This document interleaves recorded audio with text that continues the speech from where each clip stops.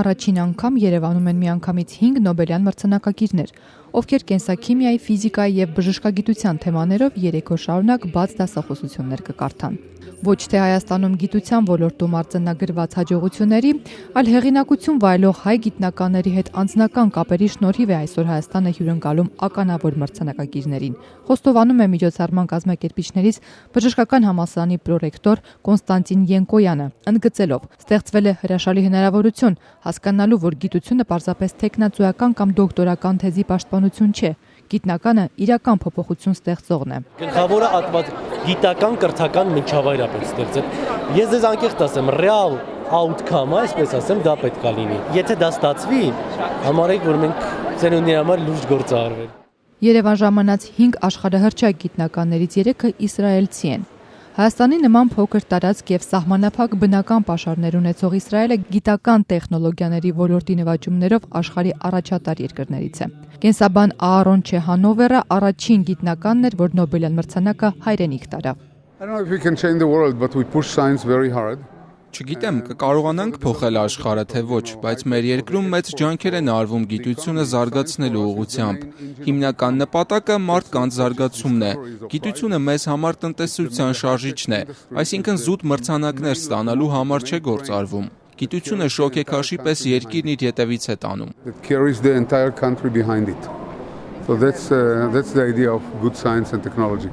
Միակն է հնգյակից, որ երկրորդ անգամ է Հայաստանում, քիչ թե շատ պատկերացում ուներ երկրի գիտական ներուժի մասին։ Կարծում է, որ միայն մտքի թռիչքը քիչ է, գիտությունը ֆինանսներ է պահանջում։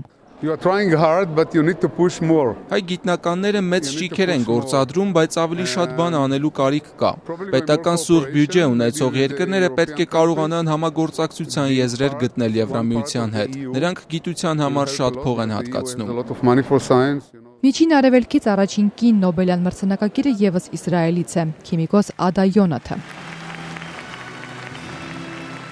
5 տարի առաջ էր այս պատվավոր մրցանակին արժանացավ իսրայելցի Դան Շեխտմանը, ում բացահայտած կիսաբյուրեղային նյութերը ապագայում կարող են լայն տարածում ունենալ բազմաթիվ ոլորտներում, սկսած կերպարվեստից մինչև խոհարարական սարքավորումների արտադրություն։ Հաջողության գրավականը գիտնականի հնարավորինս վաղ տարիքից երեխային կրթելն է։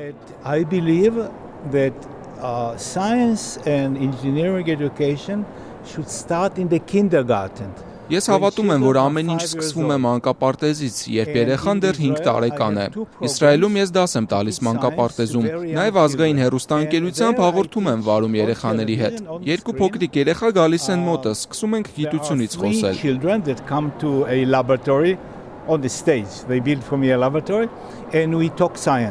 Նոբելյան օրերին իսրայելցի գիտնականներից բացի կմասնակցեն նաև ավստրալացի Ռոբին Ուորենը եւ ճապոնացի Էյիթի Նեգիսին, ներկայացնելով իրենց հայտնագործություններն ու ձեռքբերումները։ Երկուսն էլ Հայաստանի մասին շատ բան չգիտեին։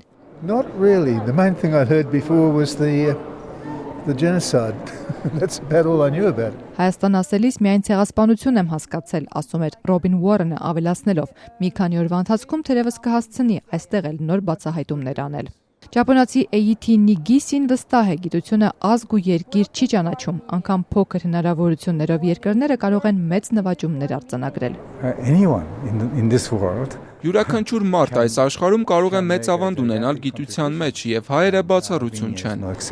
Գիտությունը երկրի զարգացման հիմքն է, սակայն այն պետք է ծառայի խաղաղությանը, ասում էր հյուրի կարգավիճակով միջոցառմանը ներկա կրթության եւ գիտության նախկին նախարար Արմեն Աշոտյանը։ Ընդունում է, գիտությունն այսօր ֆինանսական աջակցության պակաս ունի, նաեւ ընդգծում, պետք է գտնել ազգի ներուժի համախմբման մեխանիզմները։ Այսօր փաստենք, որ մենք այդ ճանապարհը դեռ չենք ավարտել եւ որպես պետություն, եւ որպես հասարակություն,